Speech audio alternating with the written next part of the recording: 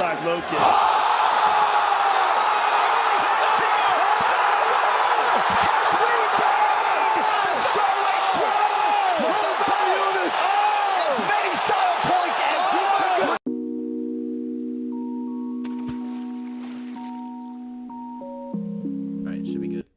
All right, Nathan Burnett, episode 62, guys. I know the lighting is a bit off right now.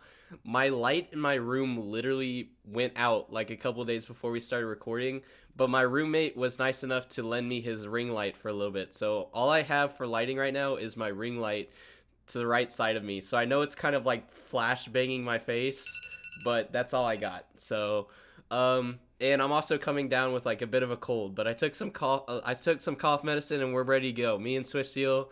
Again, every time he's on, we have some good conversations. I think last time he was on, we went like 30 minutes over our scheduled time because me and him just always have a blast. So, but anything you want to say, Swiss Seal? I mean, I kind of like the lighting. It looks like, I don't know, it looks kind of Hollywood. I dig it. Nice.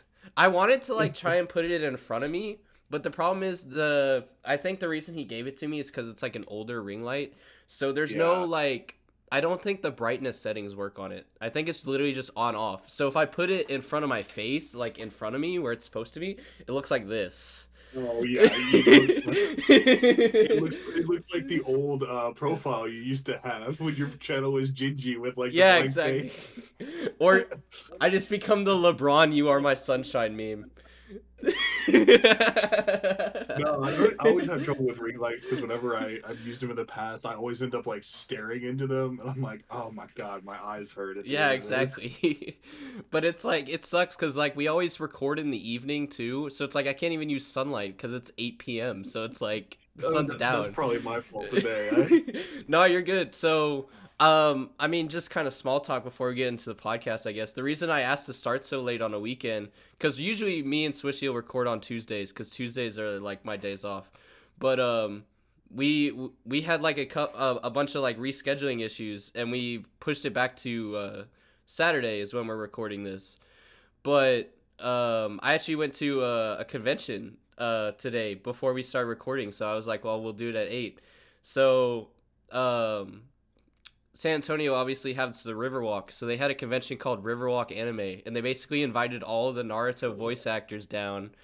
And so I went and I got like a bunch of Naruto shit signed. Like I have my camera zoomed in now with this new setup, but here I'll kind of like move it, I guess.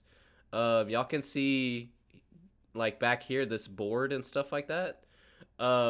With Sasuke and Tachi. I got Yuri to sign that for Sasuke. I got him to sign a Ben 10 print.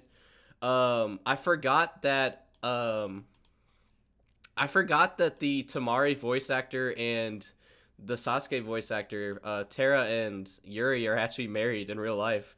Yeah. So they had their tables right next to each other, and nobody was in Tara's line. So Tara just kept coming over to Yuri's table and like holding his hand and stuff like that, which I thought was really funny and cute. So I got Tamari to sign stuff, and but yeah, it was a good time. But that's where I spent like most of my day before we started recording. So that's a fun day. Yeah. It's one of those things. We have a couple. I'm in Raleigh. We have a couple of those conventions coming here, and I'm like, damn, I really want to go. I don't know if I can afford to right now, but I really want to go. Yeah, that's the thing, man. Like me and my girlfriend both go to like conventions like that a lot, so we always have to kind of like see where our budget is. So we went to one. I'm a huge Final Fantasy 15 fan, man. Like Final Fantasy 15 is my shit. Like that game, I always tell people whenever I recommend that game, I'm like, I've played that game 40 times, and 40 times it has made me cry.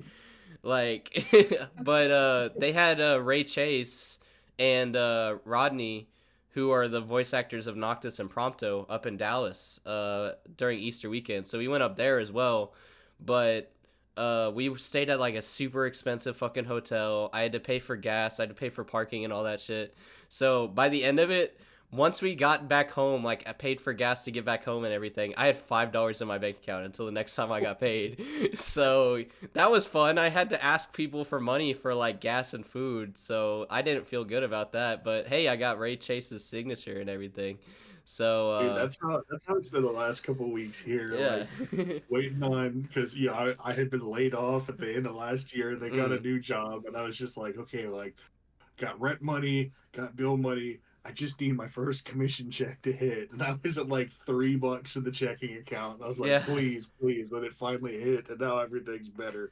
Thank Yeah. God. That's how I am right now, dude. Like I'm not going to name the name of the jobs just in case like I don't know, whatever legal issue.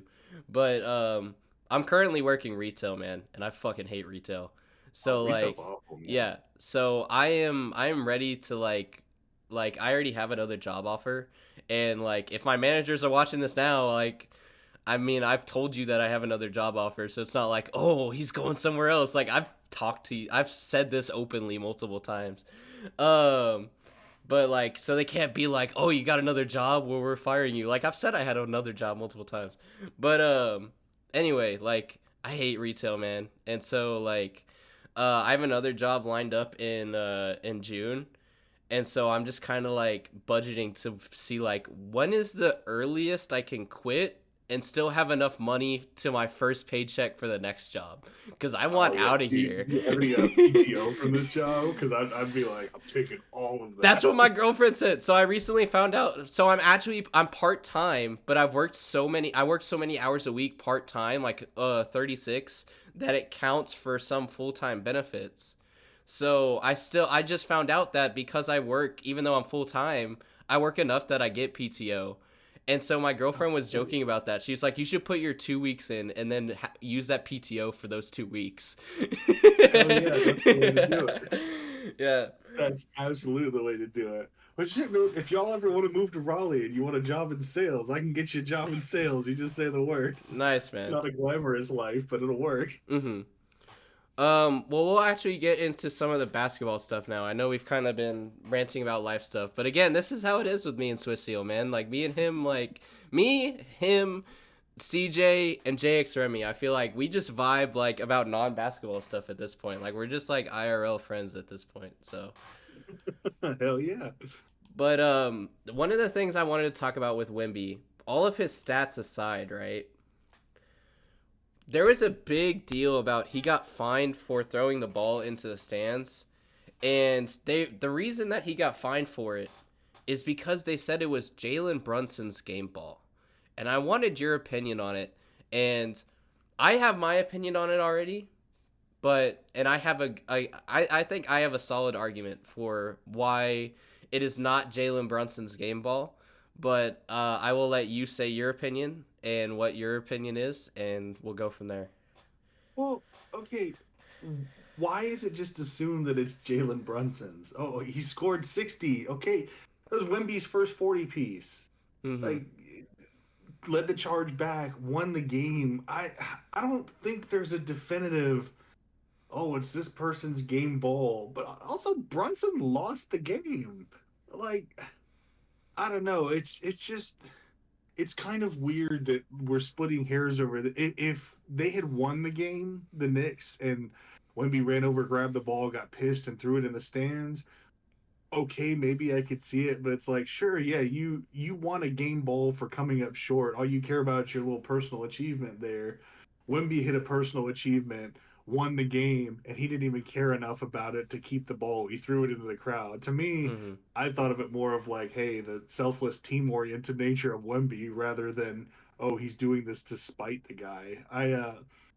I don't know. All that just seems overblown. It's like, what? Why is he entitled to that ball at all? You know, why does it even matter? Who gives a shit? Mm-hmm. And But yeah, I agree there. I never looked at it as, oh, that ball. He's got to give that to Brunson. Like, mm-hmm. why? That's like, I mean, if Giannis had dropped that 50 piece in the finals and lost the game, do you think he would have been making a stink about not getting the ball? Like he would have been pissed. Mm-hmm. It's like what it comes down to is winning the games and stuff like that, and I don't know. I think the result of the game plays into it tremendously, even though Mm-hmm. people don't want to act like it does. It does. Mm-hmm. I wasn't even really focused on the fact that Jalen Brunson lost the game. I was focused more on the fact that like people are kind of hypocritical about like who gets the game ball to like what fits the narrative better, because Yeah. I want to kind of put you in the Wayback Machine, right? And hit the rewind. Let's go back to when Giannis had the game ball against the Pacers. What was the main argument that the Pacers had? That it was the Pacers ball because it involved a rookie and it was court for the Pacers. So then we go Exactly. to the Spurs. It's Spurs home court. Wemby's a Rookie on rookie, a home and it's court. not his ball somehow. So what kind of rules are we playing against? Because now they want to say, oh, it's Brunson's ball because Brunson scored 60. Whoever scores the most amount of points gets the ball. But just a couple months ago, Giannis had the most points, but you were saying it goes to Pacers because Pacers are home court. And you made the argument that whoever has home court has first call to the ball unless they relinquish it to the other team. So, what kind of rules are we following here? And Yeah, like you I think could Brunson's become a bit of like a media darling in a mm, way too. Like they don't get me wrong, Brunson's an incredible player. I think mm, he's absolutely insane, but like he's become a hot topic now. So I feel like they're kind of leaning into stuff too, like, oh, he deserves it, he needs it, and all mm. that. And just like, come on, man. People are gonna hate me for saying this, but I mean, if he keeps that card going, if he keeps playing that that field, then maybe he can win MVP one year because I mean, that's what Embiid did. Yeah, honestly, yeah.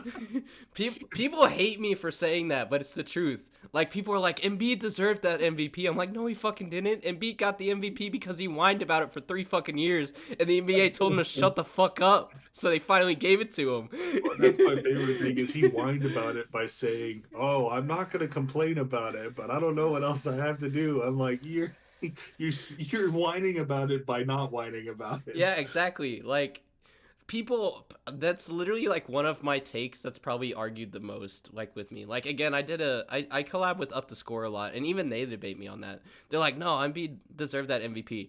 But the way I always see it, the NBA gave that MVP to Embiid to make him shut the fuck up because he complained about it for 3 fucking years. He was like, "Well, I would have won it, but I got injured." It's like, then don't fucking get injured. You got injured this season. Yeah, Like, it's one of those things like I don't know. And my thing with that is too. I know this is off topic, but I'm like, yeah, you're good. it's okay to say, "Hey, I want to win the MVP award. Like, Mm-hmm. I think I deserve it. I want to win it." But all these guys, like, they're like, no, I don't care about that. I care about championships. But then they constantly bring it up. It's like, it's okay to care about both. Mm-hmm. Like, you want to be recognized for what you've done, and you also want to win. That's okay. But don't tell me you don't care and then consistently bring it up Mm-hmm. over and over and over again. Like, come on, man. Just own up to it. Mm-hmm. Well, I think we talked about the Wimby ball. Like, I'm glad that you like agree with me because I mean, again, you could make the argument that people say, oh, it's the home team's ball until the home team relinquishes it, and then the away team can Yeah. take it. So you could make the argument that Wimby fucking chucking it is him relinquishing the ball to Brunson, but I mean, obviously that wasn't the intention. So, um, No, dude, the Spurs are finally putting it together at the end of the season. He's happy that they're yeah. winning some games. That was arguably his best game of his career thus far. Like, I don't know. I didn't see anything vindictive behind it, and I thought it was kind of Yeah, ridiculous. exactly. I mean, good God, he got fined for doing it. So like, Hmm. isn't that punishment enough? Shut the fuck He up. even said that he was like, I know most people chuck balls into the stands when they were frustrated, but I was just trying to make a fan's day. That's what he said. Yeah. But Maybe Jalen Brunson should become a fan, and then he'll give him the ball. yeah. Hey, with the way the Knicks are going, maybe that'll work out better. Like that. Jalen Brunson, if you want to be a Spurs fan, we'll take you. um, but I wanted to talk about I don't know if you've been keeping up with like specific games recently, but my girlfriend was nice enough to actually take me to the Spurs Warriors game again over that Easter weekend. Yeah. And again, we were there to like watch it in person and we were so hyped for like the first half, the first 2 quarters. And then it gets in the third quarter and we're like, "Oh, we're losing steam here, guys." In the fourth quarter, we ended up losing. And I've recognized that that's like a bit of a trend recently. That was a trend last year, even before we had Wemby. Is we would be winning for two, maybe even three quarters, and then we would come back and lose in the fourth. And the Warriors, obviously, like people always say the classic sports cliche of like, oh well, it's who wants it more. And I knew going into that game, like the Warriors are gonna fucking want it because all this play-in stuff with the Rockets, like every loss or win matters to them, especially at that point.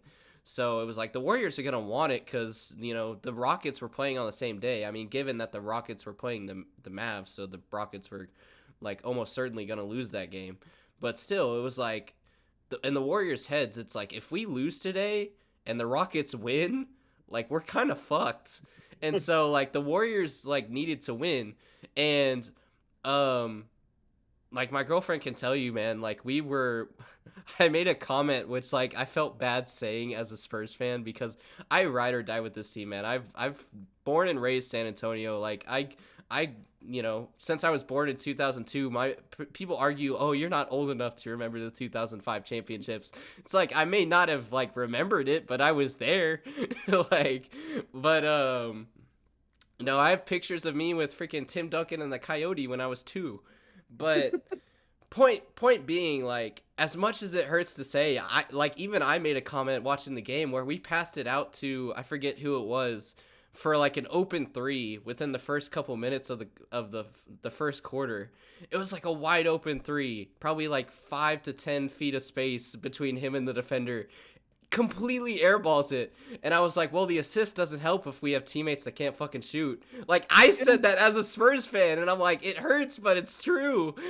We only have like I think 2 or 3 guys that shoot better than 35% from three, and Yeah. like I mean that's Devin Vassell. Mm, He was out that game. He's been out for a while now. mm, And I think the other one is Julian Champagny. mm, Um, Branham may be up there now. He's I don't think he's quite there yet, but he's been having a really good end of the season. But it's like, yeah, we don't have a ton of shooters. That is the biggest thing they need mm. to add this Yeah. offseason. Draft, free agency, whatever. Shooters and people who can defend. Because yeah, that Golden State game, we hung in there with them, but man, we just couldn't stop them. Mm. Was the problem? It's like Yeah. every time Wemby came out, like they'd go on a run, and I mean that's what it's been like all season, Mm. pretty much. And I mean, recently we had like you could argue Wemby is our main shooter now, obviously, because he had recently had that what was it, 17 points in 3 minutes, 3 minutes, yeah, that and was an insane game last yeah, night. and he's so tall that like it doesn't matter because like nobody. I said this before we even drafted him. I was like, he's so tall that he can shoot it from wherever.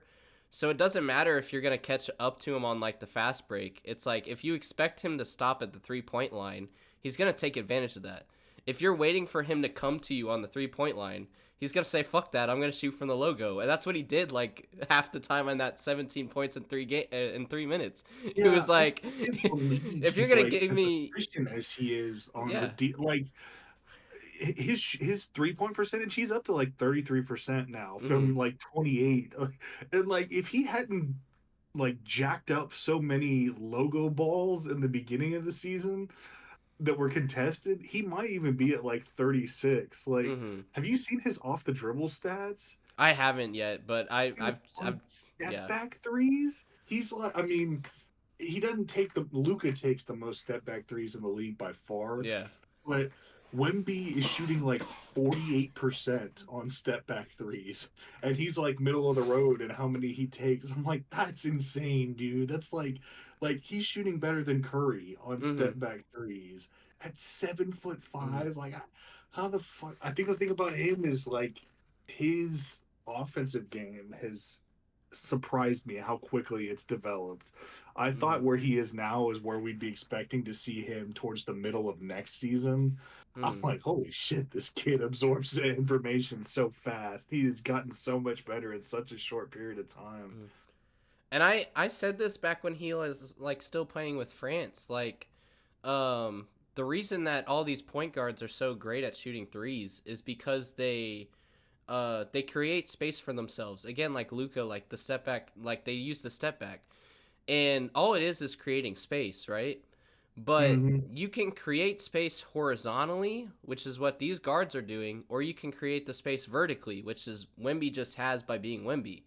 Yeah. So he can just pull it up above anybody. And again, that's like what I was like saying earlier is like if you he's going to use that against you where um the defenders they'd be like, "Oh, well, if he comes up to the 3, I got if he comes up to the 3-point line, I got him."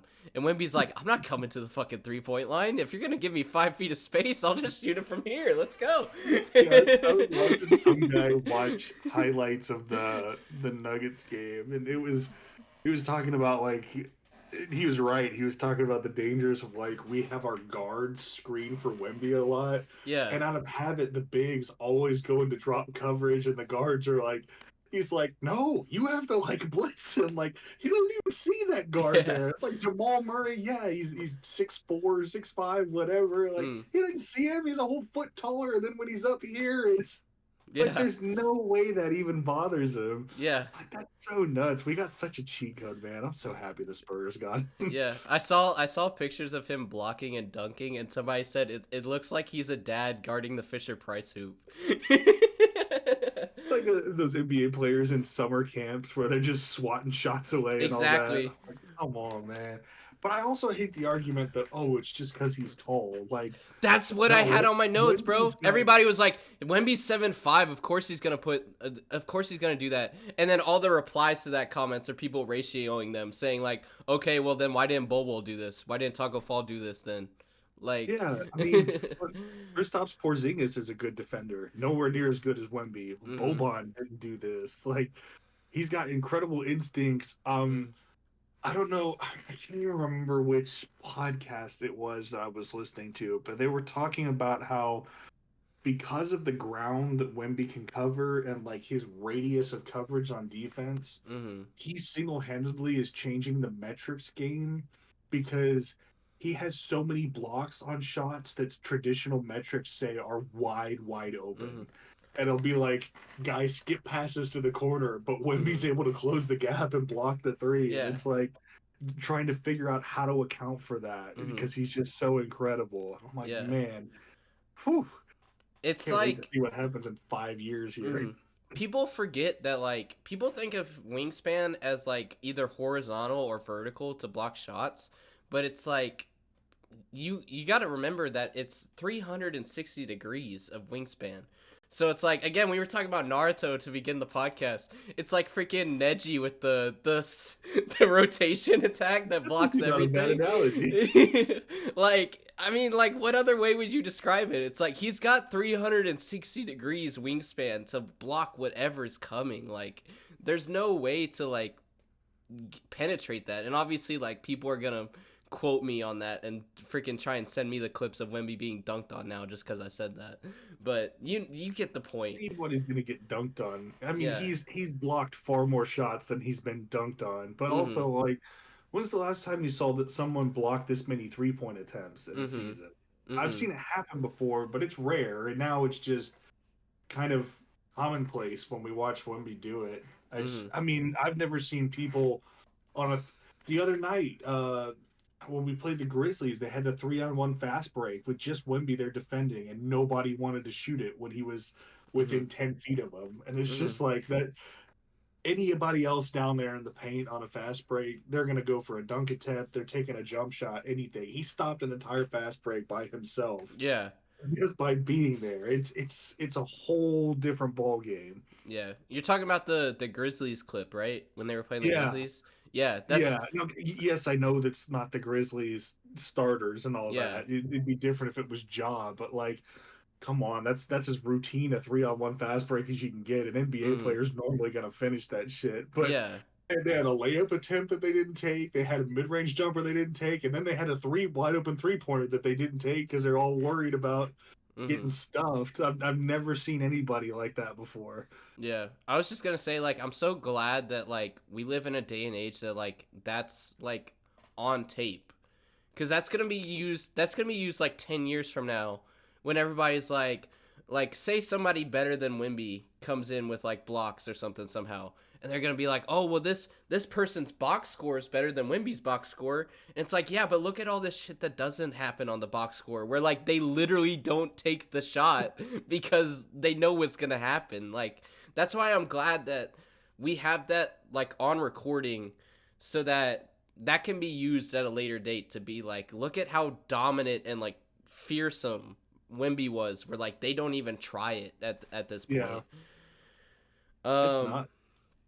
but yeah, I'm so glad you mentioned like the thing of like I hate when people just say like, oh well, he's tall, because that again, that's the next thing I had written down is like people were saying, you know, Yao Ming was almost the same height, and it's like, sure, he's up there in blocks, but you know, that's about all he's got going for him.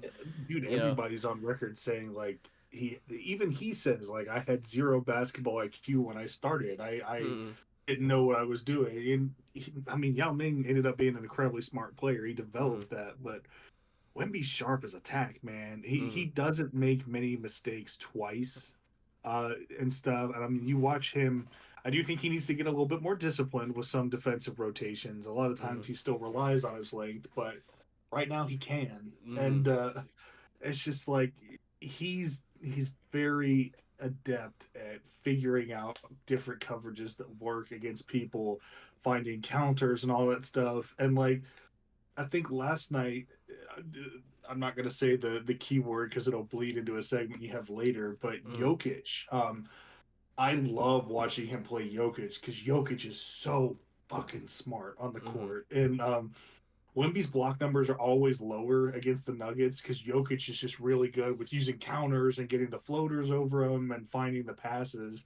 And like you can see the cogs turning in Wemby's head from the start of the game to the end. And last night was like, holy shit, he figured it out in real time. Like you could see him working on it and realizing, hey, this works. I've got this. And all of a sudden, it was just this masterclass performance. But like, I don't know, Kawhi is the robot, but it's Mm-hmm. like this guy's been like analyzing everything all year, Mm-hmm. and finally he's starting to put things together where it's not just his raw abilities, but also his IQ going with it. Mm-hmm. And that's at 20 years old, that's fucking scary, man. And that's Mm-hmm. a young 20-year-old too. Yeah.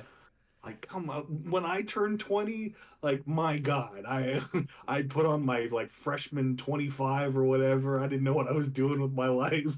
And Mm-hmm. I was mowing the lawn in the summer waiting to go back to school. Like, come Yeah. on. Like Wemby's only a year older than my younger brother who's about to go into the Marines. Like that's Yeah. crazy. But Yeah, I like mean that's nuts. I had a bit of a hot take recently, and it wasn't on camera, so I haven't. This is the first time I'm gonna say it on camera. I said it on the in DMs before, and I told Up the Score that we would talk about it on their podcast because it was in their podcast group chat. But they were saying like, oh well, the main thing that Wemby needs to work on is his shot selection, and I said, but does he? And they were like, what do you mean? Like his shot percentage is terrible, and I was like, yeah, it's terrible, but does it matter? And they're like, what do you mean? And I was like, well, think about it this way. Think about if he had like a Wilt Chamberlain game where he takes 45 shot attempts. Because again, like Wilt, like you can go to basketball reference. There are games where Wilt just takes freaking 44 field goal attempts, 50 field goal attempts, whatever it Yeah. is. Um, but he still ends up with high scoring games. And so I'm like, well, what if Wemby does the same thing, right? What if he takes 45 field goal attempts, only makes like 17 of them?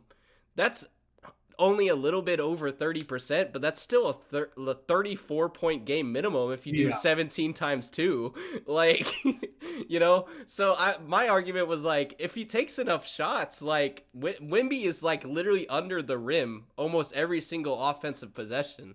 So if he just dunks it, if he just alley oops it, if he just does a simple, you know, roll off the finger every single time, you know, even if it doesn't go in every single time, again, like you take like 17 out of 44, you know, that's still a really good game. But I don't know. Yeah, and to your point, well, I mean, I've watched almost every game of his this season that I can.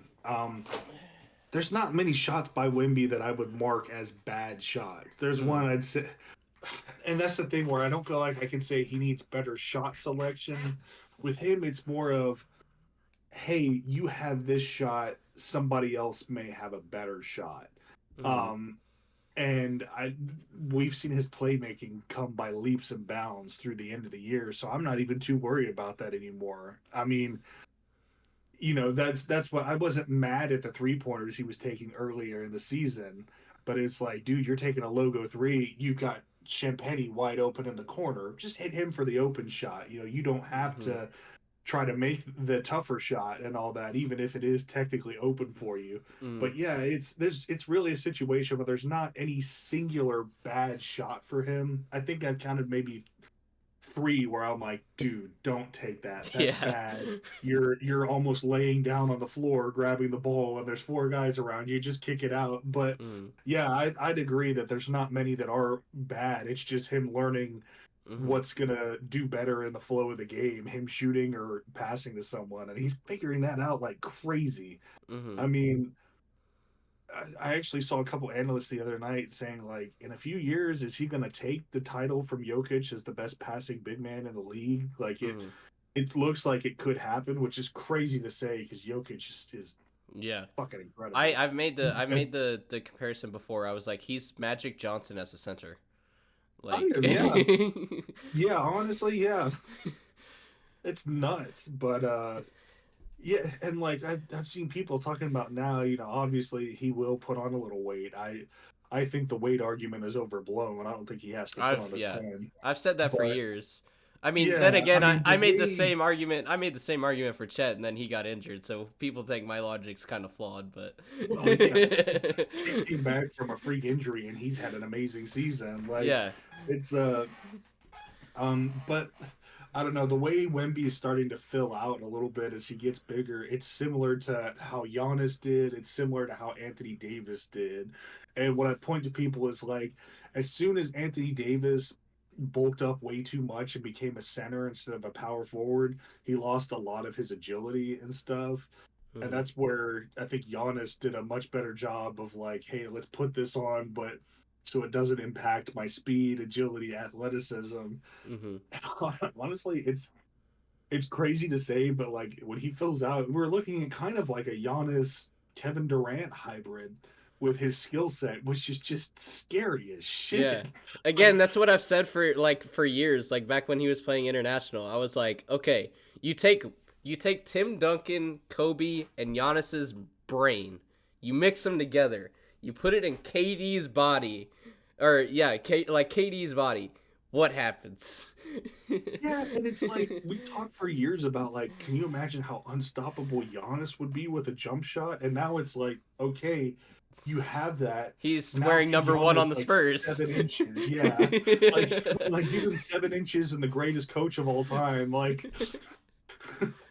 oh my god. Yeah.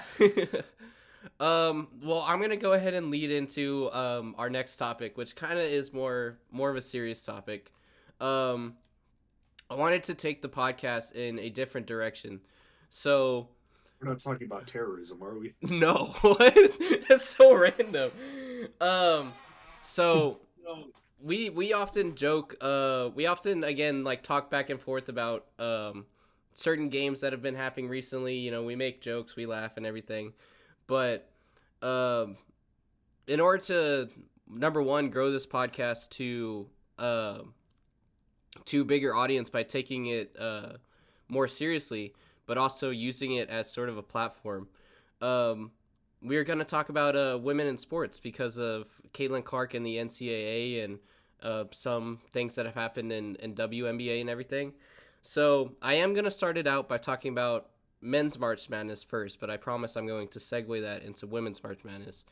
So men's March Madness, I feel like this year was very much of a letdown, and Boring. like I stopped watching after and I would say that I pay more attention to March Madness than most people because um like I even messaged my friends again like in Up the Score and like some other basketball discords, basketball group chats. I'm like, hey, do you guys want to make a March Madness bracket? They're like, oh, I don't watch college basketball. I'm like, really? Like I feel like me and you like pay a lot more attention to college basketball than some other people, which is surprising. I'll give you a hot take. I Okay. don't think you can say, "Oh, I just love basketball," and then not watch college. I Yeah. think loving basketball extend. I mean, I watch high school, I watch college, I watch foreign, I watch the NBA. It's the game itself. Mm. I hate the whole college basketball is boring shtick. No, it's just It's different. the opposite. It's all defense, which is what I love to see. Like the NBA has no fucking defense anymore, which I've talked about so Yeah, many I times. mean, But there's less spacing and all that, and more geared towards sets. But what people don't realize is, you don't have the top players from every college team all on the same team. yeah, Like there's guys who actually are going to be stockbrokers in a year or two yeah. on teams playing there. There's the kid from Oakland who's probably going to Have be you? like one of the most successful accountants you've ever met in your Yeah. life. He'll never set foot in the NBA. Have you seen that Yale meme? I can't quote it because we're both white, but it was like I know so. what you mean. Yeah, it's like so. I'm majoring in accounting and I'm minoring in hooping. But yeah, dude, like exactly, like the NBA is essentially the college all-star team. Like that's what it is. But but my point is like me and Swissio both watch college basketball more than like the average person, I think is fair to say. And I still gave up on March Madness after like the first round, if not the second round. And so that's saying something. And I think that's important to note because I think that the decline in men's tournament excitement also helped with the women's tournament excitement because everybody again by like the second round in March Madness was like, okay, well, UConn won it, like, and sure enough, UConn won it. But with the women's tournament, it was like a must see like spectacle. It was like, oh shit, Iowa's gonna play UConn. And then it was like, oh shit, I was playing LSU. Then it was, oh shit, I was playing UConn. And after UConn, it was like, oh shit, I was playing was it North Carolina or South Carolina? I can't remember. Uh, Um, yeah, Iowa played South Carolina for the title. yeah. So I was like, it was like, oh shit, like every team, like every round that was played, it was like it can go either way. Um, and again, like I just wanted to talk about, have a again, we usually talk about more like jovial and like jokey stuff on the podcast, but I wanted to sort of have like a more serious conversation about women in sports and women's basketball. And Ash said NC State's run was fun this year, both for men and women's. So, My um, girlfriend, she went to yeah, NC State, so I that was one thing that kept us entertained was watching them do something they haven't done in 40 years. But once they lost, it was just like, who cares? yeah, I've seen Ash on your Twitter, so I figured it was your girlfriend, but I didn't want to just say, "Oh, it's your girlfriend," and then be wrong, and then then it's awkward on Oh, you can live. throw it out there. I'm uh, popular. okay, I'll but yeah, get slapped for that later, but but yeah, man, I wanted to get like your take on it first, and I'll kind of take whatever direction you have, because I got a couple notes written on here. I got some notes about Caitlin Clark, some notes about Kobe and Curry talking about the WNBA. So so my take is not necessarily that men's basketball has become boring. It's just the state that's happened in this last couple of years. I'll start with that. I think one thing that will help is G League Ignite shutting down. mm-hmm. Now that we finally have NIL as an opportunity for these athletes, you're going to get these top names back in universities again and back with exposure. Because, I mean, come on, if NIL had existed before, Scoot Henderson would have been in college. That guy would have been much must watch. Jalen Green would have been in college. Kaminga. I mean, can you imagine those kind of athletes in a college setting? That's basically what happened with Zion Williamson uh, when he was in college. We got to see that on that stage. And then on top of that, this past season too, the best prospect was foreign. So, I mean, you had guys being taken into the G League and foreign prospects and kind of detracting. And then the best prospect in college is Brandon Miller, and he has a scandal surrounding him with the whole shooting thing, and that detracts from it. So it's been a little rough there. On top of that, with this being a down year draft wise, there's just no big name that stands out.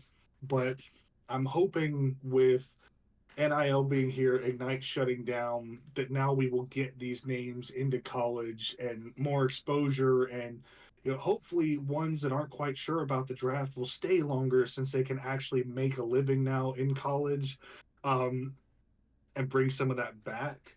That said, one, women's basketball has always been good. Y'all been missing out. If you haven't Yeah, watched till now, exactly. you've missed some incredible players. I'm happy it's coming to the limelight, but I think that's a big thing now too. Is the NIL has allowed these women to collect endorsements and Oh, who's actually this in here?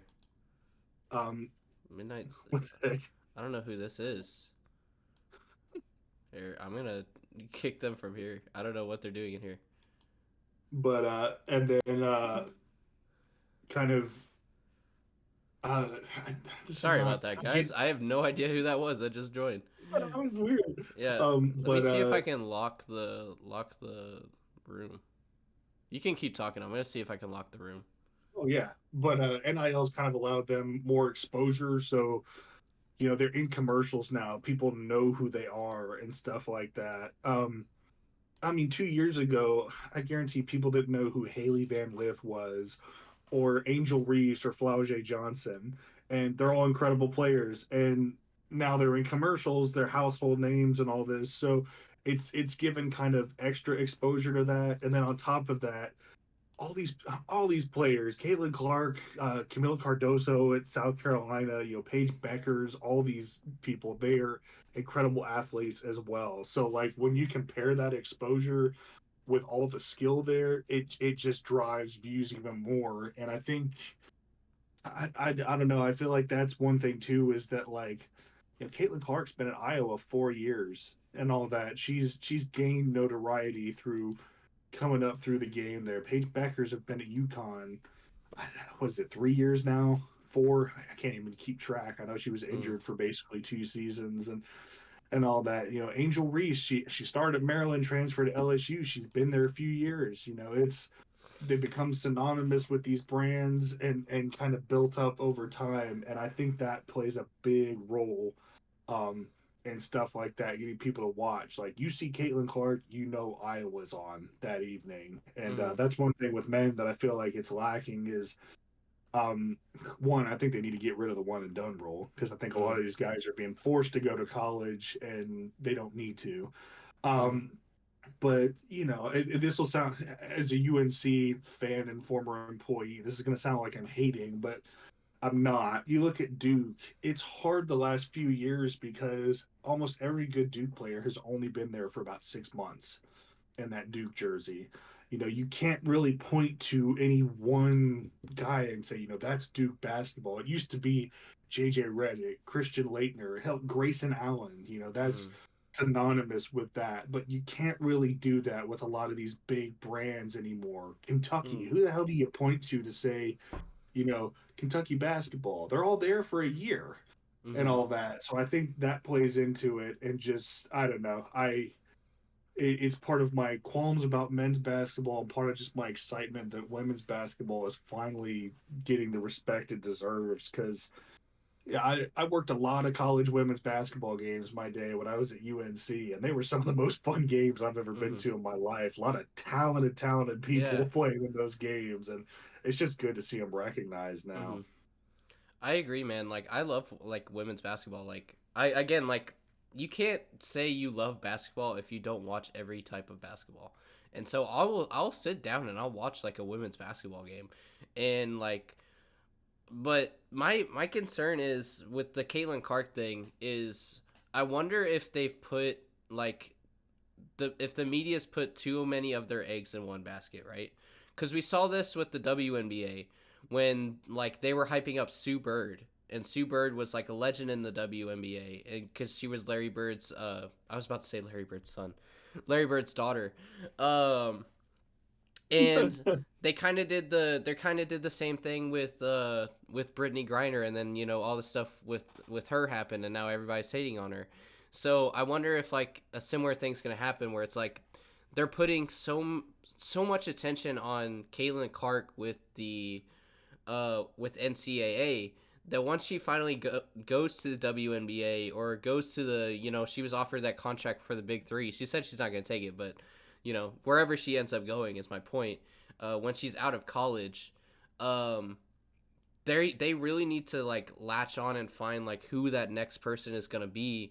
Otherwise, it's going to be a question of like, is this attention going to be a flash in the pan type situation where it's like we have all this attention in 2024 and by 2025, maybe even 2026, it's gone again? Or how do we like hold on to this and keep the traction going? Because again, like sometimes the women's basketball games are more entertaining than the men's, but there's like such a narrative around it that it's like, how do we bring the attention to it? And again, like Caitlin Clark really helped with that. Angel Reese really helped with that. Paige really helped with that. But they're only in college for a certain amount of time. And again, if Caitlin Clark ends up going to the WNBA, then at least she has, whatever the case may be, 15 years in the WNBA, I'll just say, like somewhere over 10. That'll definitely help because she'll be playing on a more professional stage, and her name will still be popular.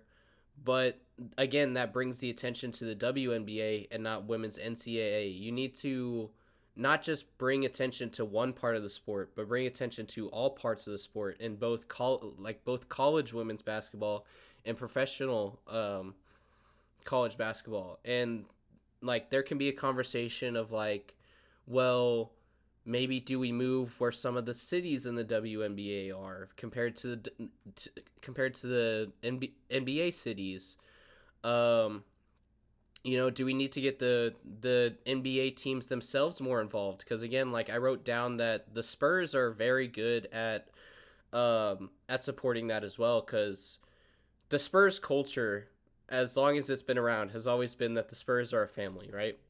And I mentioned that at least probably like if you took a shot every time I mentioned one of the three things, either team chemistry, the death of defense, or Spurs being a family, like you would not get it past like episode 15 of this podcast. But but it's relevant because like family means family, right? So we have banners in the I still say the AT&T Center. I don't care. People are gonna say it's Frost Bank Center now. It flows better than the Frost Bank Center. Yeah, exactly. But we have banners in the AT&T Center for our WNBA teams, for our G League teams, and you can make the argument that more teams need to do that.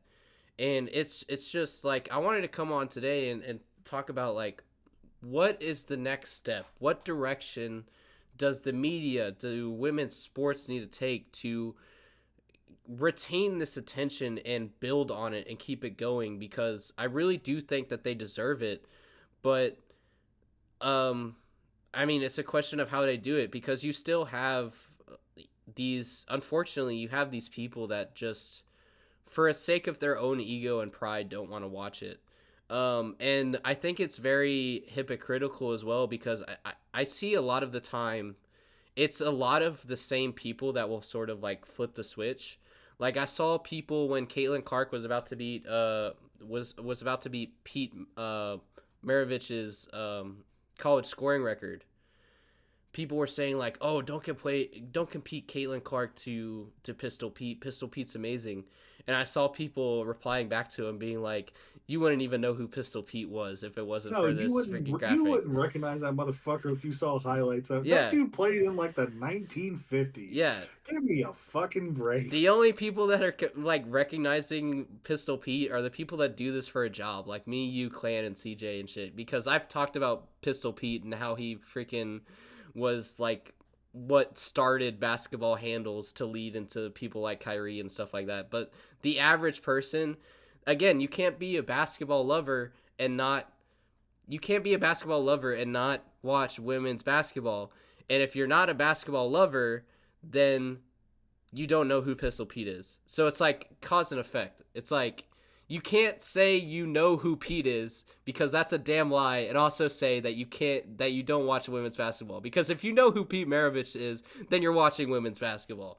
Like, you know what I mean? It's also just like, I don't know. I hate this stuff where like I don't understand why past legends get all the reverence when it comes to sliding women's athletics. Mhm. But then when it comes to men's, everybody shits on the past players. They Mhm. have the whole trend of, oh, we don't fuck with the '90s We're done with anymore. the Trying to 90s. say it Why was wasn't bad Wilt's basketball. 100 point game recorded, huh? Yeah, then you bring up Caitlin Clark, and it's like, oh, Pete Maravich, he's a legend. But then if you Exactly. brought up him, they'd be like, oh, Kyrie clears. It's like this toxic internet shit. But Mm. also, come on, man. Like, I don't know many men, maybe a couple, two or three, and that's at the high level NBA that can pull up and hit a three contested where Caitlin Clark's pulling Mm. up from. And if y'all don't fucking believe me, go on a basketball court. I don't care if you use a men or women's ball. Try it wide open and let me know how that goes for you. Exactly. Because they have her recorded in practice hitting roughly 70% from those spots wide open. Mm. And she's doing it. Actually, let me Google what her percentage is right now Mm. at the end of the season here so I can see what exactly she's shooting from three. Okay, so she shot 38% from three this year Mm. doing that. That's like Roughly, Curry numbers. yeah, 14 three-pointers attempted a game. Yeah. And she did that. Go shoot 14 three-pointers from the regular three-point line and tell me if you make six of them. Yeah. Like I dare you. Just do it. See how that goes for you. Yeah. It pisses me off to no end because unless you are an elite, high level recruit, college player or NBA player, I don't want to hear this shit about, oh, I could beat Caitlin Clark. It's a different game. I could just back her down. She doesn't play in the post, you dumb fuck. She hits threes from the logo. She doesn't Exactly. need to be as strong as you are or as big as you are. She's doing this every night. Yeah. And that's why Ice Cube was like, I'll put you in the big three, because it's like you can Now just that create pissed me space. off. I'll admit because I felt like that, and maybe I'm overthinking this, but I felt like the Big Three has always branded itself as a league for retired basketball players who want to Yeah, get exactly. into it. I appreciate the monetary offer and wanting to promote women, but I was like, come on, man. There are so many retired women who would jump at an opportunity to make money like that. Reach out to fucking Maya Moore. Mm. She's a boss. Get her in there with the guys. I Mm. mean, she can play with anybody. Get her in there. She'd be incredible. Mm-hmm. Hell, reach out to Sue Bird. She's Yeah, I retired. was Get about to say her in Sue there. Bird like is Yeah, retired. Like, get DT in there after she finally hangs him up and all that. Get them all in there. They can do it. mm. But yeah, I was like, no, Caitlin needs to have her time in the WNBA. And then part of what you said, the direction they need to go, I'd like for availability to be the kind of the mantra here. I get so sick of, oh, let's have this prime women's game on at 11:30 a.m. on a Sunday. Mm-hmm. But then this no, doesn't mean anything. NBA game is on prime time. Mm-hmm. Like, come on, let's work with this. We have TV schedules. If you can go through March Madness and the games get prioritized to where they don't interfere with the prime time NBA matchups, you can do that with the Mm-hmm. WNBA and with women's college basketball. And I think one thing that bugs me a lot is that the women's season starts right at the height of the NBA playoffs. Mm-hmm. And they broadcast the games at the same time. I know it'd be harder, but like, come on, man. You can do something so that people can catch their primetime NBA playoff game and also be able to see the women's game. It just annoys me that they want to promote it, but then it still gets used as an afterthought Mm-hmm. based on where the season starts and what happens during and after and all that kind of stuff. I Mm-hmm. mean, even in the summer when there's nothing else but like MLB and WNBA, the WNBA games are at the most bizarre times. It's Mhm. like, yeah, of course, nobody's going to be able to go to these games. Nobody's going to be able to watch them. They're at work, they're on vacation, they're doing Mhm. something else. Like, make it something prioritized to where you can get those views on it. Because I've talked to multiple people who always thought women's basketball was boring, but they'd never watched it. They'd just been told that, so they just listen to that. Then they finally sit down, make the time and watch, and realize how awesome it actually is. And then they're Mhm. disappointed because, oh hey, the team I liked is playing, but it's at 2:30 p.m. on a Thursday. I'm at work. I can't watch. So Mhm. I think accessibility is a big thing. In terms of like the names you talked about, I think that's sort of fixing itself. Um, because high school is starting to take a spotlight in women's. You see like Ball is Life advertising Juju Watkins in high school now, and then she makes the transition to college. So that's one thing I'm glad to see is like I think that's almost equal with the men's, like the hype behind the high school athletes and where they go to school and then all that. I think a big thing needs to just be focusing on the WNBA now too, Mhm. um, and all that. But yeah, I don't know. It pisses me off when I think Adam Silver's doing a much better job now. I loved the Curry Ionescu competition there. I'd Yeah, love to see I was them gonna talk expand about that. upon that. Bring hell like this is where I hate where the women's season is. Start it somewhere else, prioritize the games, get them on, then do like a combined men and women's all-star weekend. Get everybody in there for both of them. And I think a lot of these people that come for the NBA but then stay for the WNBA are going to be shocked at how much Mhm. fun they have with it and how many connections they make with players and stuff. Because I don't know about you, like I think back to like 2005. I went to they used to have in I'm from Brownsville, Texas, in the Rio Mhm. Grande Valley. So they used to have what they called the SPI Invitational Tournament, which in like the convention center on South Padre Island, this tiny little building, they packed a court in there and they'd invite like 6 teams to have a tournament, kind of like a lesser version of Maui or Atlantis. And I remember that year Illinois went and won the tournament, and I went and watched that, and then watched that Illinois team all season, and that team went to the final. They lost to UNC, but that team had Darren Williams on it, and I'd never heard of him before, but I kept up with him. And then 2 years later, I went and Tulsa was playing, and they had this kid Dante Swanson who was incredible. Never set foot in the NBA, but I watched Tulsa every game from then on because like I made a connection watching it and I wanted to see how they do. And I feel like that's what the NBA needs to do is get that product in front of the eyes, with people that are consuming the NBA and they're going to make those connections and start following it because they do not prioritize it enough. Mhm. I completely agree, man. Because like you were, as soon as you started talking about it, I started thinking like the NBA used to be in the same spot. Like if the NBA hadn't gotten all that figured out, we wouldn't be talking about it right now. Mm-hmm. Because I talked about that back with what video was it? Um, I forget which video it was, but I talked about basketball like in the '70s and everything like that. And obviously, like Magic Johnson and Larry Bird kind of like brought NBA to the forefront. But before, they didn't want to play freaking the NBA games during their prime time slots. I'm about to cough. Give me a sec. Um, but they were playing NBA games at 11:30 p.m. on tape delay because they wanted Empire to show on CBS instead. So it's a similar situation. Like if you just figure out the timings, that would solve a lot of problems, and I do agree with that. The main reason I brought up like the whole thing of like what happens when Caitlin Clark's gone is because I saw um, somebody made like I don't want to call it a comic because like it wasn't like a typical political comic, but it was like the art style and stuff like that of like a political comic, if you know what I mean.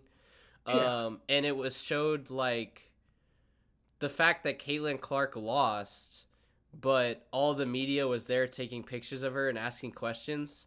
and then it showed South Carolina there with the trophy, and they have an empty media room with like two reporters, and the one of the players asked, "Is there any more questions you guys have for us that aren't related to Caitlyn?" And it's Now that's true. I will say one annoying thing is South Carolina lost almost all their starters and then had an undefeated season. So I feel uh, like they do need to work on promoting certain narratives there, mm-hmm, um, and all that, and not just one player. But I mean, I think it goes. It's best said by South Carolina's head coach Don Staley, who mm-hmm, basically said, yeah, maybe the attention's on her, but like, thank you, Caitlin. You've brought so much to this game mm-hmm. and all that. So I don't think if you were to ask any women in the game, I'm sure they would want a focus on other narratives as well, but they're definitely not complaining Yeah, because exactly. they're finally getting their due. So I think some branching out is needed, but I think this is a good starting spot. Yeah, exactly. That's why I said like what's the next step like cuz like this is really good for women's sports. It's like they just need to strategize of like okay, what do we do next? Um but I think like again like the TV spots is a good starting point, and it's just a question of like what's going to be the next narrative. Do you think I guess one of the last things I'll talk about, cuz I think what you said about the TV stuff was amazing, and I feel like that actually touches on a lot of stuff. But what do you think about the transfer portal? I know that's kind of seems unrelated, but do you think that that helps college sports? Does that hurt college sports? Because we saw the thing with I forget her name. I'm so sorry. The LSU player that Deadlift. yeah, she transferred right after the LSU Iowa game because she kept telling the coach like I can't fucking guard Caitlyn. You gotta change things up, and the coach didn't do shit. And then she felt like she was getting humiliated online, and she was saying like, "Guys, it isn't my fault. I told the coach fucking do something, and they didn't. So I'm going to a different college now because the coach didn't want to fucking do anything and made me basically the scapegoat." Yeah, I mean, granted, I'm not the biggest Kim Mulkey fan. I didn't like her back at Baylor either, but Mm-hmm. I think to answer the question, both it helps and hurts. I'm fully in support of college. I didn't like the rule of when you only got to transfer once and you'd have to sit out for a full year. I thought that was stupid. Like, I mean, come on. What if you go to a school and it's just a terrible fit? Your coach is harassing you, your teammates are mean to you, you want to go somewhere else, and then you're forced to lose a year of eligibility and exposure because of something beyond your control? Like, come Mm. on. Yeah. And if you're going to tell me that they are student athletes, um, treat them like students, let them transfer and all. But I think the Mm-hmm. problem now is with NIL, and I was all in favor of, hey, let them transfer as many times as they want, whenever. Now there's a new wrinkle because of NIL, and it's, hey, where can I go get money? And the direction I think this is going is much more like European collegiate style athletics, or even I believe they do this in Mexico too. Don't quote me on that, but where colleges basically have professional teams sign these kids to contracts involving NIL and Mm-hmm. scholarships and all that for this many years, or they can negotiate with people, and then you don't have to deal with all this stuff. But there clearly are professional people at the college level now, so I think it's time to refine our approach to them a Mm-hmm. little bit. The NCAA in itself is the stupidest organization in sports because they finally took a step forward with allowing NIL and then just shot themselves in the head by just saying, okay, go for it, and not looking to regulate anything because they're Mm-hmm. idiots. They don't actually think through anything. Fuck you, NCAA. You're the biggest scam in the world. The, Trust me, I've worked college athletics for 7 years. Seen a lot of things. Mm. Fuck the Yeah. NCAA. But yeah, they didn't put any thought or care into this. They were mandated, hey, you're violating antitrust laws. So they just said, okay, here we go, without a plan. So I think contracts would be a big thing with these players, and just kind of treat it like free agency in the NBA and all that. Once a certain contract is up, they can enter the transfer portal and either look for a different one or come back, and then you can put stipulations on stuff Mhm. like performance-based stuff like in the NBA. Hey, if you do this, or if your coach does not do this, you get this option. That kind of stuff. There's Mhm. it's really not too complicated. Granted, yeah, it sucks to see so many people just leaving and all this stuff, but the idea that they're like, well, I hate this mentality. You committed to this school and you need to stay there. Like, Mhm. I'm gonna keep it straight up. In the case of Duke, none of these guys would even be thinking about Duke unless they could play basketball. Duke would never come calling. They Yeah. want them for their basketball ability, and that's it. And if that's what you want, that's fine, but you need to make sure that is rewarded. Mhm. And especially, yeah, they go to class and all that kind of stuff. But come on, man. Jared McCain, who I love. I Mhm. I'm not a Duke fan by any means, but I love Jared McCain. That guy seems awesome. Mhm. I mean, come on. He's declaring for the draft. He was never going to Duke to get an education, like people say.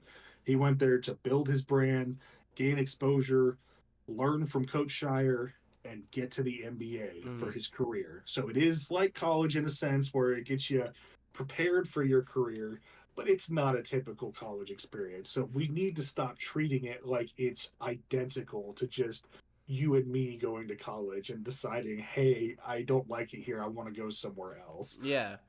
Cause like that's what I was gonna get into. Cause I know they do a similar, like, I don't want to say necessarily contracts, but they have like written up deals with the men's side. Cause that's why they do the whole hat ceremony. It's like, okay, each of these schools have offered you a certain scholarship, a certain deal, um, and it's like, which one are you gonna pick? Because again, they have the one and done rule. They have the one and done rule of like, they know they're not gonna stay in college probably for more than a year. So it's like, who gets them for that 1 year? Because if they were gonna stay in college for more than 1 year, then they can transfer. So like the decision isn't that big of a deal. Well, But that's where I just think get rid of the one and done rule. mm, I hate that. The college basketball is one of the only sports out there that, other than the NFL, but the NFL it's a little different mm, because if you're an 18-year-old getting hit by a 30-year-old linebacker as hard as he can, that's a little bit different yeah, scenario. So that's fine. But college basketball is one of the only sports out there, other than that prevents you from furthering your career when you're ready. mm, I mean, Michael Dell went to the University of Texas and he dropped out after a semester because he'd come up with like a laptop repair system and he eventually launched Dell. mm, They didn't force him to stay there for the whole year. I mean, come on, you mean to tell me, do you think Zion Williamson really needed to go to college for a year before being able to yeah, compete? Like, these kids sometimes, yeah, I look at Harry Giles, who was projected number one overall. He got hurt and he was still projected number one after getting hurt in high school. Then got hurt again at Duke, hardly played, and that cost him, 20 draft spots and probably about $9 million a year for the next 4 years of his life there. And I'm mm, just thinking it's kind of ridiculous to hold them back. So do something like baseball or something. Baseball, you can declare for the draft. If you get drafted, you have the decision to either go with the team or to go to college again. So there is a risk involved with the draft, and I think that would be an interesting thing for the NBA is to have that risk be a part of it. There, that might be how you solve tanking. Is, hey, this guy might not come. mm, Um, and then you can go tell them, hey, if you go to college, you got to stay 2 years, and then after that, you resubmit for the draft. mm, But I think that's a start. And if you're going to tell me NCAA that you care so much about these kids' livelihoods and their academics, if they don't get drafted, let them go back to school. Let mm, them go play again. I think it's ridiculous that we put on this mask and masquerade like, oh, we care so much about their lives, but they'll hire an agent to go pro. Nobody takes them, and then you're not allowed to come back and yeah, play and do better. I mean, hell, yeah, I could fail out of college and I can still get back in later and continue. and Like, that I could do worse.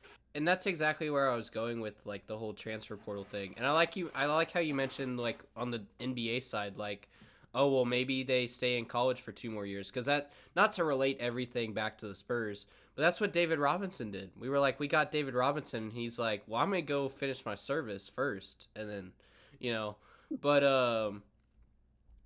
like I wanted, like, I don't know if you've ever transferred colleges, but I've actually like Yeah. I've transferred colleges, and again, like, it was like you said, like, oh well, maybe you choose a college and you don't like the coach, you don't like whatever, and then you feel like you're stuck.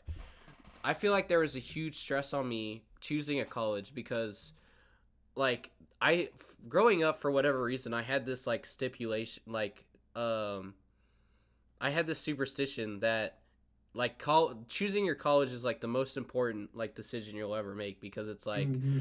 well, it depends on like what it will determine what kind of people you meet, what kind of education you get, what kind of jobs you get, because of, you know, who values what degree more, excuse me, um everything like that. And then I went to a college for 1 year, and I hated it because it was in this bumfuck nowhere town in Texas. I don't know if you've ever heard of it.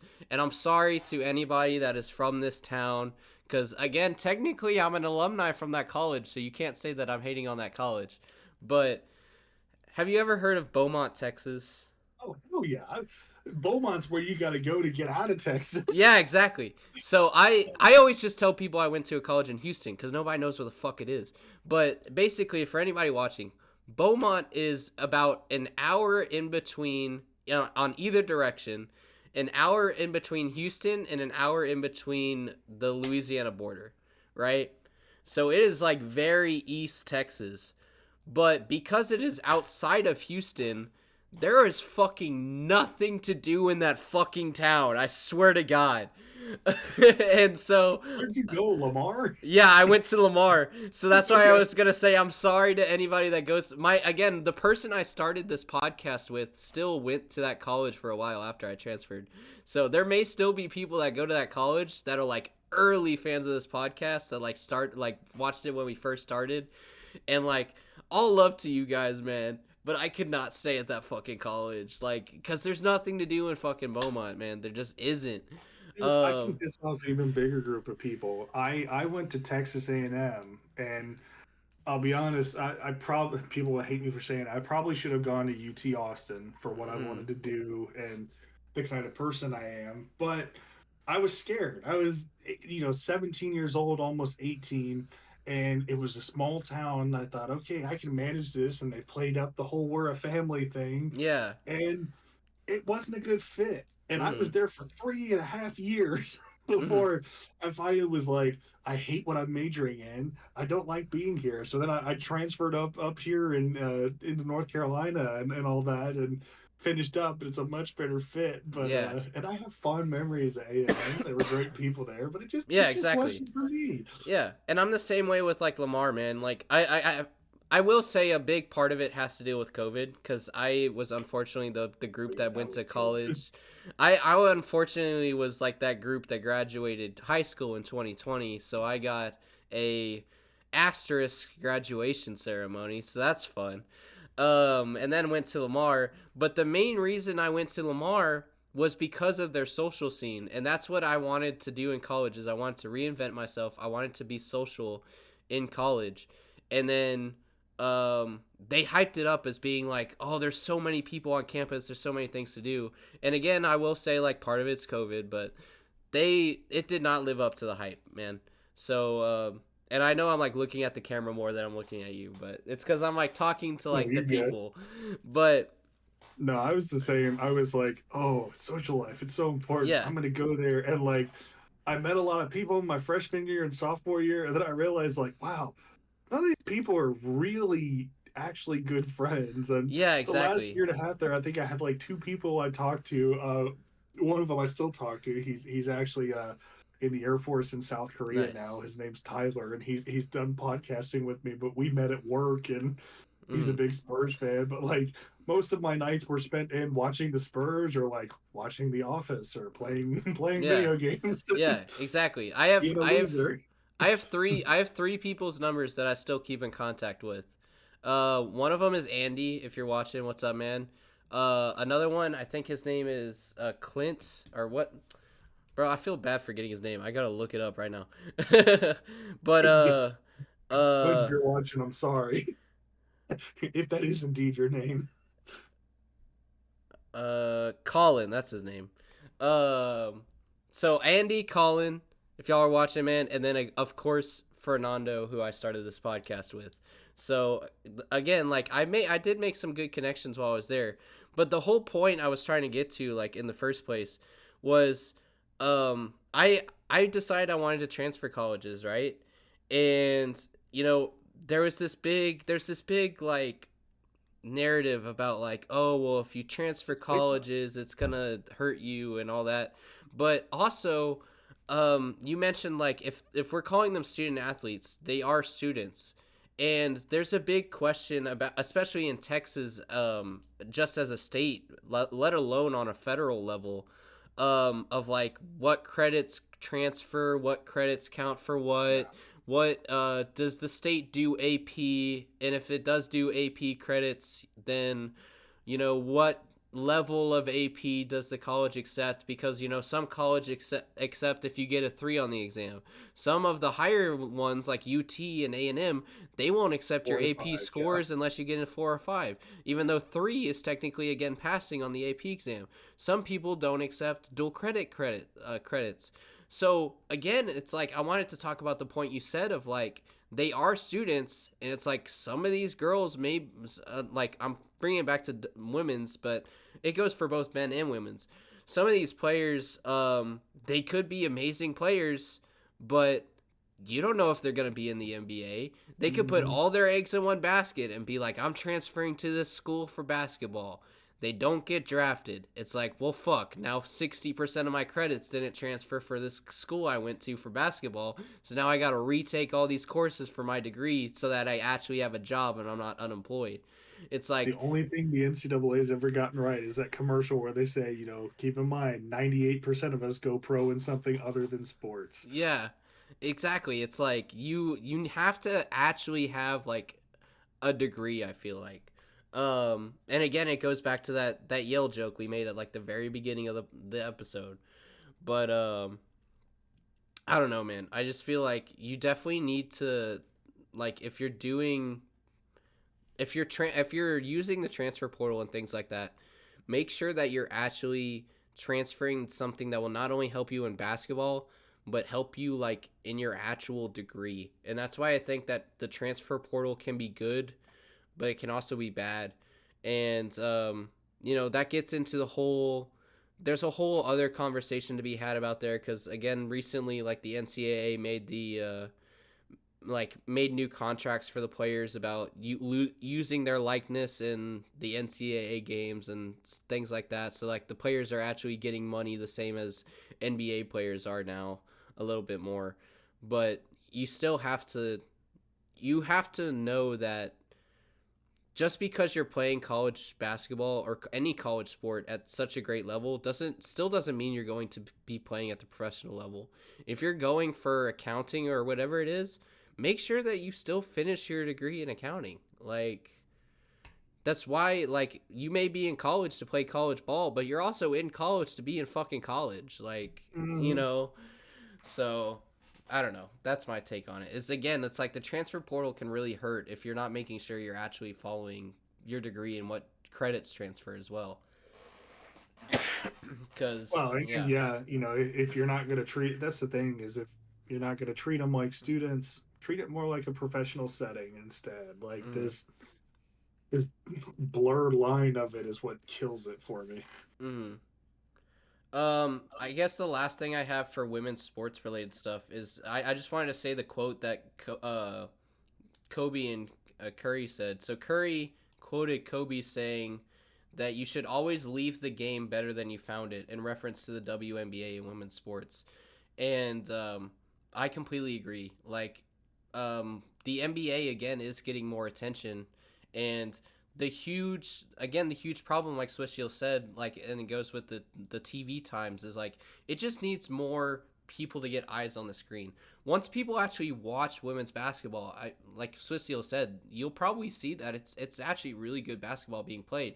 It's just this media narrative, like on people on Instagram being like, "Oh, the WNBA is so boring." It's like if you actually watch it, it's not. Um, so it's about getting more eyes on the screen, and Kobe did a lot for that. Curry is doing a lot for it now, and I feel like we needed just get more people to do that. Um, but I feel like there's such like women's versus men's thing going on both sides, because again, like Luca held up a jersey for a WNBA team, and the WNBA team tried to attack him for it for whatever reason. Yeah, So that was like weird. so like I feel like there's a war on both sides here, but I feel like obviously the men are doing it more. And I just wanted to talk like the thing I was saying earlier about like it being hypocritical is I like there's times where I swear it's the same exact accounts being like, oh well, don't compare Caitlin Clark to Pete Maravich, but then like a week later they'll be like, I just bought my Caitlin Clark jersey. It's like, well, fucking pick a side, dude. Like, I don't know. Stand on business at least. Yeah, exactly. But hopefully it's the one that's supporting women. But, um, but yeah, unless you have anything else to add, that's all I got about the whole women in sports situation. I really like. I know I gas you up a lot, dude, and that's because I love you and I really do like your takes. But honest to God, man, like your take and how you went on that whole like rant about like we just need better fucking times for the games and better time for the season. That's sums up probably 90% of it.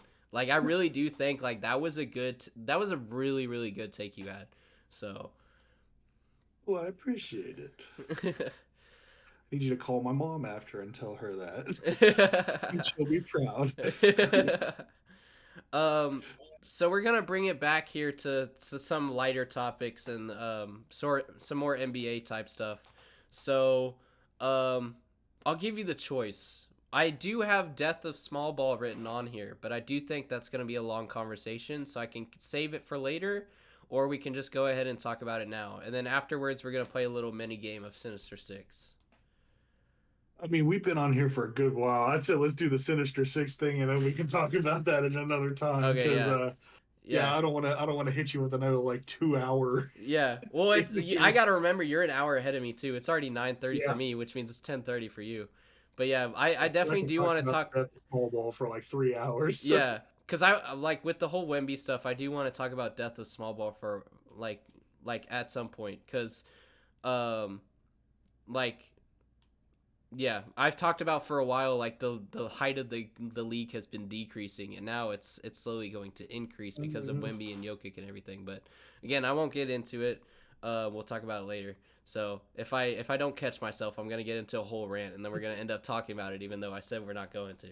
So, but basically for this mini game, I'm going to give you a Sinister Six, or sorry, I said it backwards. I'm going to give you a series of players, and I want you to name who you think their Sinister Six are. Okay? Okay. Full disclosure, we talked about this before we recorded. I was like, I'm probably gonna be shit at this. I'm gonna be like blanking on who I should put in there. Okay, so we'll start it off easy. We'll start it off with some of the more popular players. We'll start it off with LeBron. Keep it easy for you. Okay. So obviously LeBron's probably got Kawhi. I'd say Curry. Um, maybe KG because of all his bouts with the Celtics. Um, damn, who else would I throw in there for LeBron?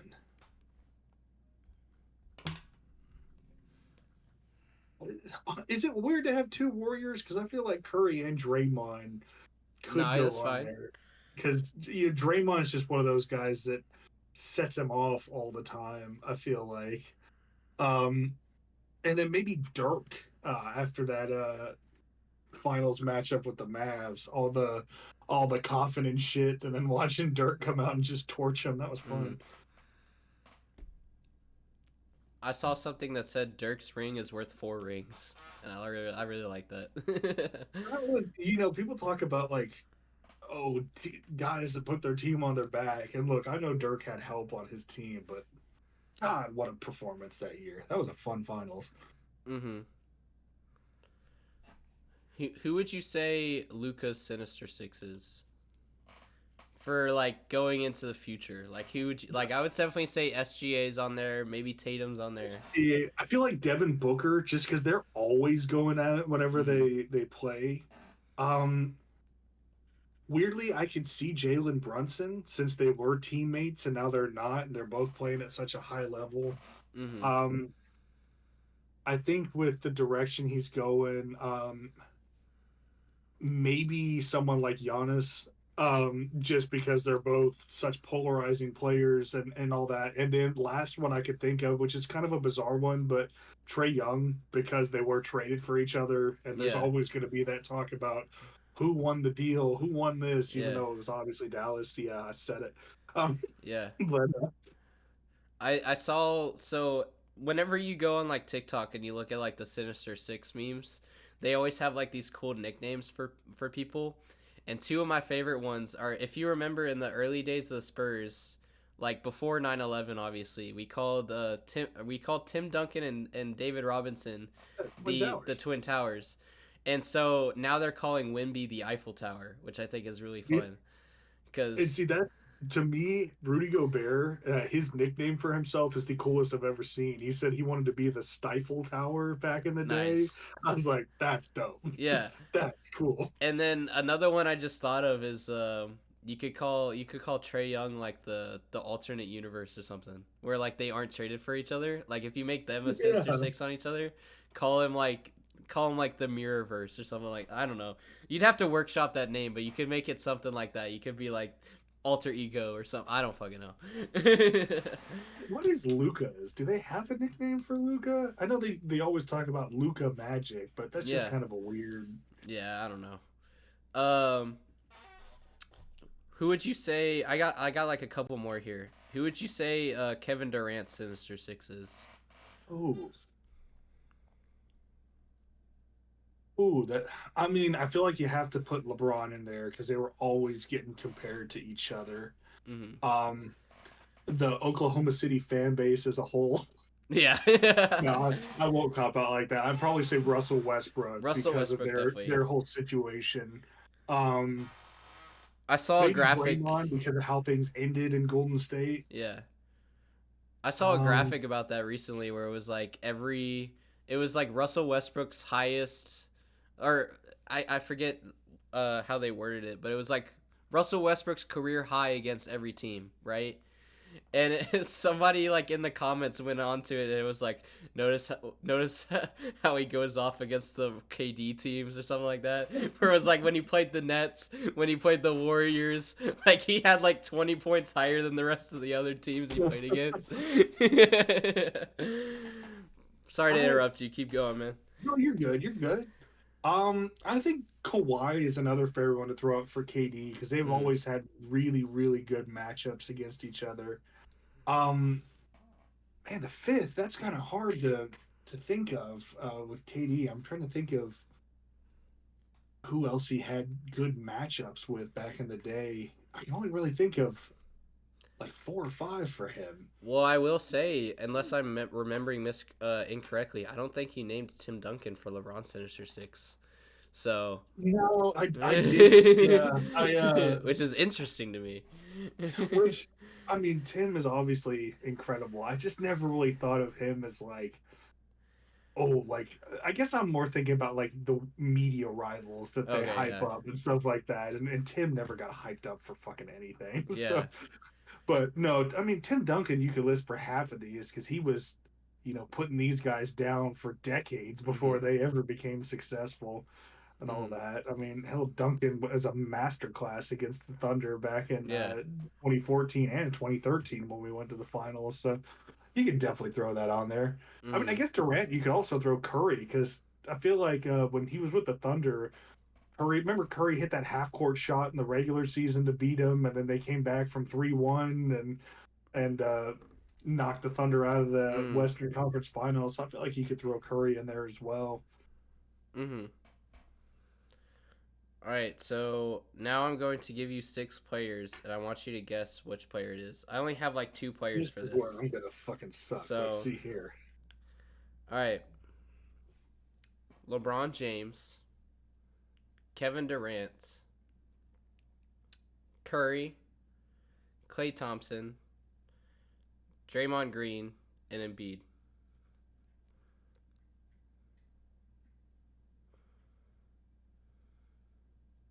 Maybe Kawhi Leonard. Yeah, it's Kawhi. Okay. Because Yeah, Embiid threw me at first, and then I was like, "Oh, that's right. He had that year with the Raptors where they played the Sixers."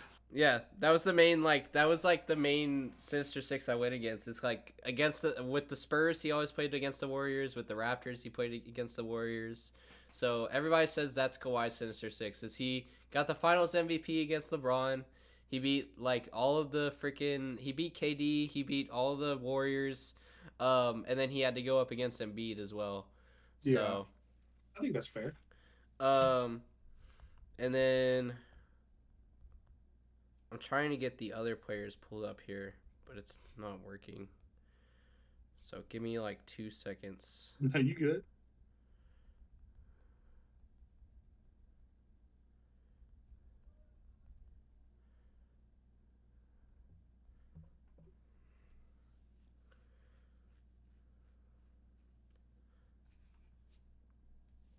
Okay.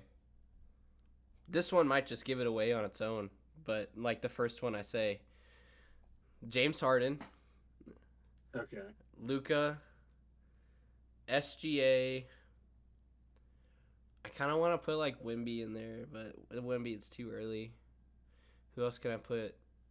Jokic, Embiid. That's 5, right? Who would be a 6th? I already said Luca. Oh, Jason Tatum. Jason Tatum for sure. Jason. Damn, James. Who the fuck would that be? That threw me with the different positions going in there. I will say like part of it's positions, part of it's media, part of it's kind of both. So Okay, hold on. So James Harden, Shea Gilgeous-Alexander. Is that Paul George? Maybe. no, it's Giannis. Yeah. Okay. Yeah, I was. It threw me off because I was thinking like, uh, James Harden in The terms of trade. like who he was replacing and then traded for Mm-hmm. SGA and all that. Yeah. So James Harden, he had the whole beef with Giannis, where Giannis said you're nothing without free throws, and James Harden said you're That's nothing true. I without remember that. I forgot all about that. yeah. And then SGA, just SGA is a really good player, so I feel like you could put him out and replace him with somebody else. SGA is just kind of thrown in there. I would have said Booker just because of the finals matchup. I mean, Yeah, I that's probably fair. would have gotten it there.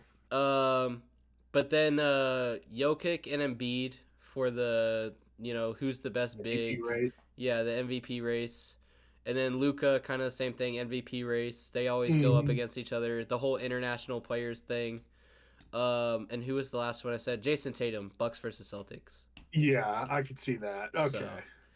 So, Yeah, that's what threw me was the Jason Tatum. I was like, maybe it is Paul George. yeah.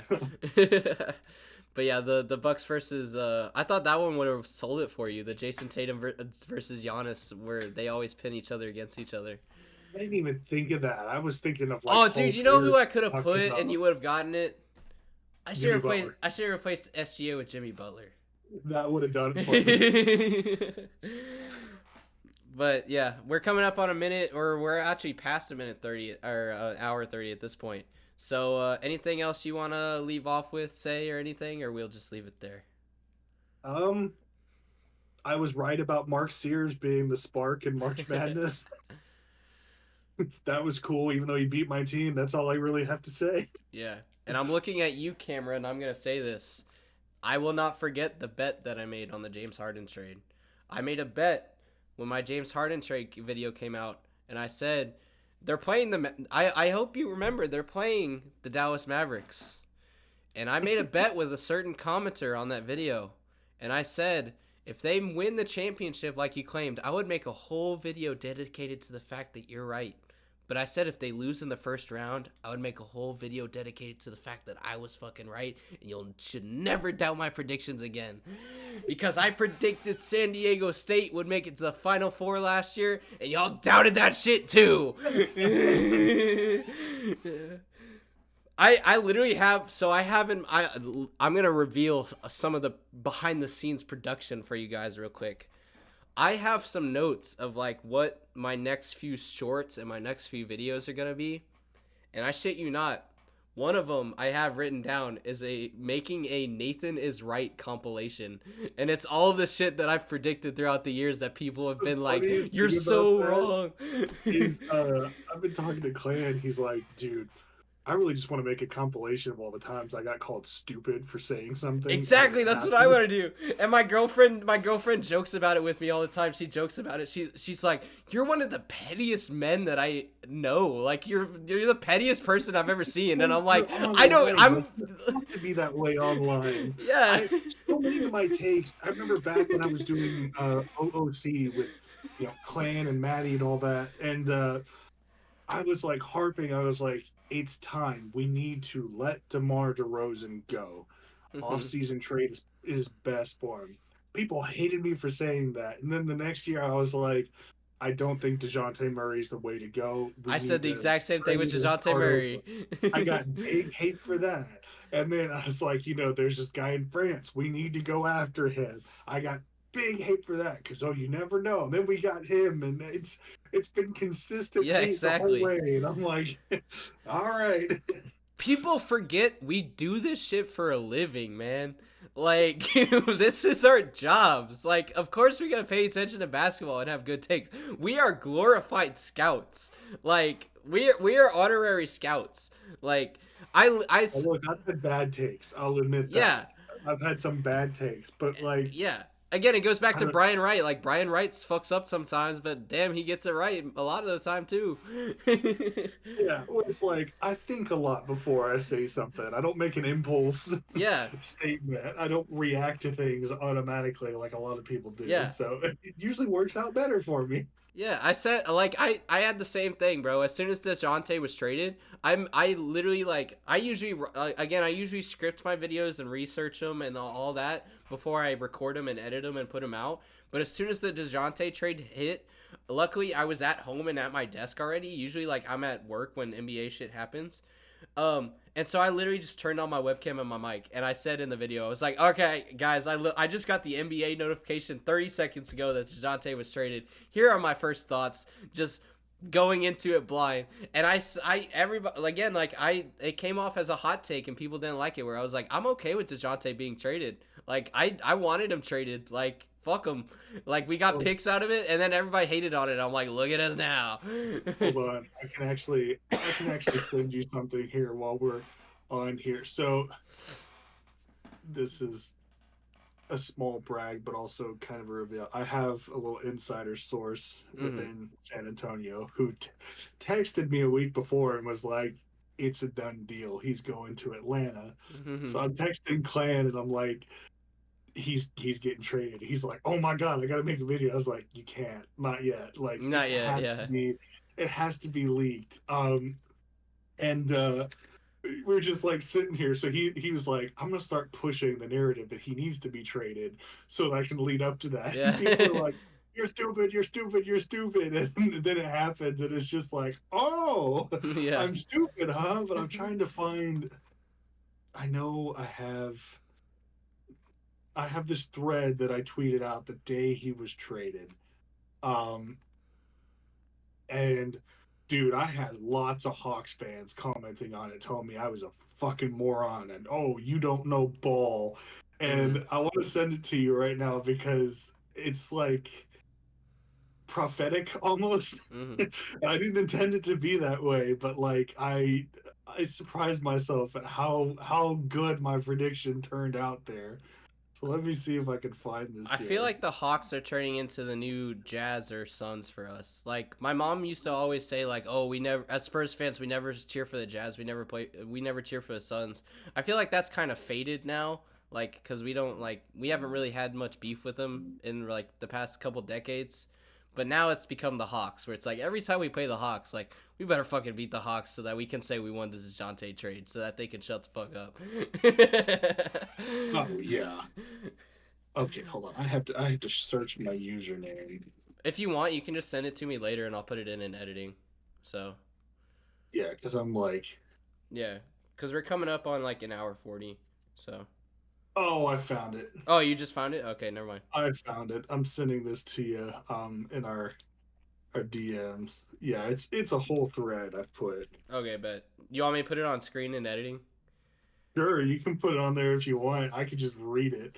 It'll Okay. take me 2 seconds, but yeah, I feel super good because I said I know there's been a lot of mourning and negative feelings towards the DeJounte Murray trade, but looking at it objectively, I'm not sure Atlanta are the clear winners. Not yet, anyways. Sending out 3 picks, 2 of which were unprotected, is almost bizarre from Atlanta. That's a move you make to add the final piece for a title run. This move doesn't do that for them. Furthermore, Atlanta used Gallinari's partial guarantee instead of any core player, so they're still above the tax line, even without his salary, and still have roster spots to fill. They can't even trim the fat because every salary above 3 million is part of their 8-man rotation. Yeah. That said, dealing Collins and or Capella could create space, but is the return for those guys enough to put them over the top?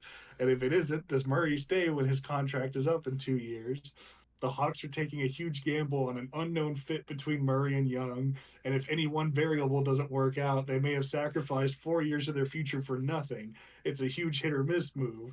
San Antonio's gambling as well, but I'd argue to a much lesser extent. They clearly have faith in their young players and intentionally times Atlanta's picks to coincide with Murray's free agency. San Antonio's most valuable asset after this is their own 2023 pick, while still having some assets to deal. They'll likely be looking at a high lottery selection this coming draft and next, and if guys develop, they may have more to add to an already good team if Atlanta fails. It Mm-hmm. obviously stings for Spurs fans who love Murray, but given the limitations of what they could do with Murray's current contract and the team's current structure, as well as the likely possibility he didn't re-sign, it's a Mm-hmm. huge haul. And while, yes, Atlanta isn't done dealing, neither is San Antonio. It'll be interesting to see what each team does in free agency in the wake of this deal. I still just don't see any deal for Collins or Capella that catapults Atlanta to contention. We will see, though. Yeah. I feel like this. I feel like the same thing's gonna happen with Keldon. Like people are saying, like we should probably trade Keldon, and people are like, "Man, but I love Keldon though, and I love Keldon It's too." Like I almost bought a Keldon Johnson jersey, but it's like we need to I let him feel go. bad because I love Kelvin, but Yeah, he does not fit with this team's direction it's yeah, going. I yeah. honestly I feel like I think Kelvin would make a great impact on a contender. I think he fits somewhere like Golden State or New York, Mm, but just not with what we yeah. got going right now. I love what you put on threads too, because it's like I gotta be honest, I'm not on Twitter that much like anymore, but sometimes I'll get a notification, and like the random times that I do check Twitter, I'll be like, damn, Swiss Shield just dropped an essay about how this person's a fucking moron. I love That's what I use Twitter it. for. There's a lot of stupid things on there. Yeah, I like rarely check Twitter, but when I do, I'm like, man, Swissill really used his 160 characters like the best that he could to tell people that they're wrong. Dude, I'm at like peak level efficiency. I'm like DeAndre Jordan in the paint. Nice. Well, again, any last like minute things before I end it or no? Go like and subscribe to Nathan But Net. Thank you. It's some good stuff. Get him. It looks like you need probably like 86 to 90. Get him like 90 more subscribers so he hits 3K. Yes, sir. Yeah, we're at 290. Yeah, we're at like 291 right now. Or not 291. 2.91 right now. That's a lot more than just 90 you need. Yeah, we're at 2.9 K right now. So just a little bit less than 100 and we'll hit 3K, which is crazy cuz we started this year with less than 1K. But mathematically, I'm getting about like 20 subs a day. So if I think we you can get at least 5K by Christmas. Yeah, I was I'm going to calling say that can happen. mathematically, like I did the math. If we can increase it, because I used to be getting 30 subs a day and it dropped down to 20 subs a day, but if I can get it back up to 30 subs a day, 30 subs a day, literally by December 31st I'll have 10K. So, like, we can try it, guys. I'll make some sort of challenge for us to hit 10K by You the hear end of that, the year. Subway? 30 But- subs a day. Let's go. You know what I mean. Get a sub. But yeah, and follow the Instagram and all that stuff too. We're trying to get verified like CJ Hoop Talks over there. So but yeah, check out the podcast on Spotify if you're an audio listener, all that good stuff. And we'll see y'all in the next one. So this is Nathan Burnett, episode 62 with Swiss Seal. Peace out. This is not okay. This needs to stop now.